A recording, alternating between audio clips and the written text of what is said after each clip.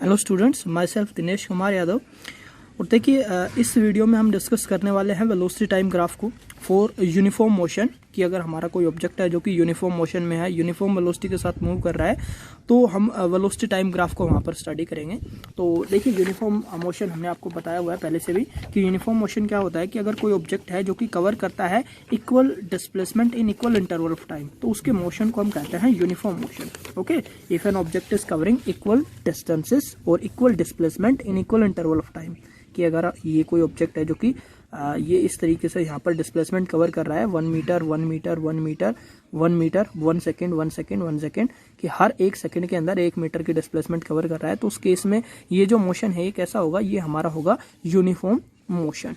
This is uniform motion.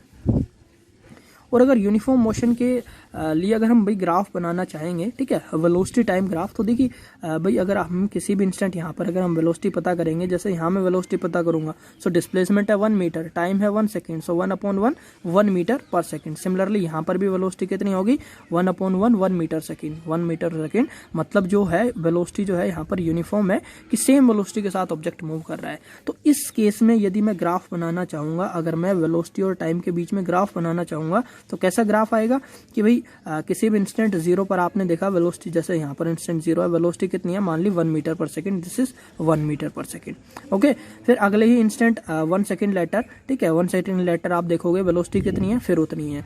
अगले फिर instant बाद देखोगे तो वेलोसिटी जो है आपको हमेशा इतनी ही मिलेगी 1 मीटर पर सेकेंड, ठीक है। तो ऑब्जेक्ट कैसा है, यूनिफॉर्म मोशन में है, इसकी जो वेलोसिटी है वो चेंज नहीं हो रही है। अगर ये इस टाइम एक्सिस के पैरेलल नहीं आता है, इसका मतलब क्या है, इसका मतलब ये यूनिफॉर्म मोशन नहीं है, ठीक है। ये ग्राफ अगर किसी भी तरह से अगर ऐसे हो जाता है या ऐसे अगर बिल्कुल भी पैरेलल नहीं है, इसका मतलब क्या है, इसका मतलब ये यहाँ पर यूनिफॉर्म वेलोसिटी के साथ मूव नहीं कर रहा है, ठीक है। So this is not a uniform motion if velocity time graph is not parallel to the time axis. तो यहाँ पर हम कह सकते हैं कि जो वेलोसिटी टाइम ग्राफ होता है for uniform motion is a straight line parallel to the time axis, कि जो वेलोसिटी टाइम ग्राफ आएगा वो बेसिकली यहाँ पर पैरेलल होगा हमारे टाइम एक्सिस के, ठीक है।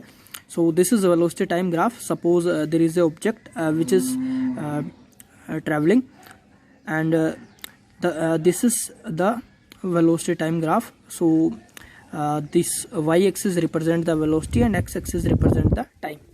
So at any instant t1 we measure the velocity and the velocity is v. Okay, at another instant of time t2 we measure the velocity that is v, ठीक है। तो पूरे यहाँ पर इंस्टेंट कहीं पर भी आप वेलोसिटी मेजर करोगे, वेलोसिटी सेम मिलेगी आपको, v मिलेगी। तो a पोजीशन से b पोजीशन तक कोई ऑब्जेक्ट है, उसकी a पोजीशन से b पोजीशन तक यहाँ पर हमने देखा कि भाई जो वेलोसिटी कितनी है वो v है, यहाँ पर वेलोसिटी कोई चेंज नहीं हो रहा है वेलोसिटी में, ठीक है। तो हम क्या करते हैं इस केस में कि भाई t1 से लेके t2 तक इस टाइम इंटरवल के दौरान, ठीक है, ये जो वेलोसिटी टाइम ग्राफ है इस टाइम इंटरवल के दौरान मैं क्या करता हूं, मैं इसका एरिया निकाल लेता हूं, ठीक है, कि ये जो ग्राफ है कितना एरिया कवर करता है। So area under velocity time graph between times t1 and t2, time t1 और t2 के दौरान ये जो एरिया है वेलोसिटी टाइम ग्राफ के अंडर का, ये अंडर द एरिया हम निकालते हैं, ठीक है। सो देखिए ये आपको दिखाई दे रहा है, ये बेसिकली एक रेक्टेंगल है। So this is area of a rectangle, area of rectangle ABCD, ठीक है। ABCD इसका हम एरिया निकाल लेंगे रेक्टेंगल का, और रेक्टेंगल का एरिया होता है लेंथ इनटू ब्रेथ। तो यहाँ पर हम इसको लिख सकते हैं AD into DC, this is AD and this is DC। So AD देखिए, AD यहाँ पर कितना है, V है, okay. So this is V and DT कितना है, सो ये देखिए ये हमें निकालना है। तो यहाँ पर हमें ये पता है कि जो OC माइनस OD अगर हम कर देते हैं, OC माइनस OD कर देते हैं, तो ये बेसिकली हमें इंटरवल मिल जाता है, ठीक है। तो मतलब OC है यहाँ पर T2 और OD है यहाँ पर T1, सो T2 माइनस T1, तो ये हमारा इंटरवल कितना हो गया, T2 माइनस T1 हो गया, और ये हमारी वेलोसिटी हो गई V। सो velocity into T2 minus T1, ठीक है। और आपको पता है यहाँ पर ये वेलोसिटी है, ये बेसिकली टाइम इंटरवल है। So velocity into time interval क्या होता है, velocity in time interval is equals to displacement, okay. So यहां से हम कह सकते हैं कि भाई अगर हम एरिया निकालते हैं under the velocity time graph, area under the velocity time graph gives the displacement of the object in the given time interval, okay. कि जो हम एरिया निकालेंगे वेलोसिटी टाइम ग्राफ का, तो वहां पर वो हमें क्या देगा, बेसिकली वो हमें देगा डिस्प्लेसमेंट के बारे में इंफॉर्मेशन देगा, ठीक है।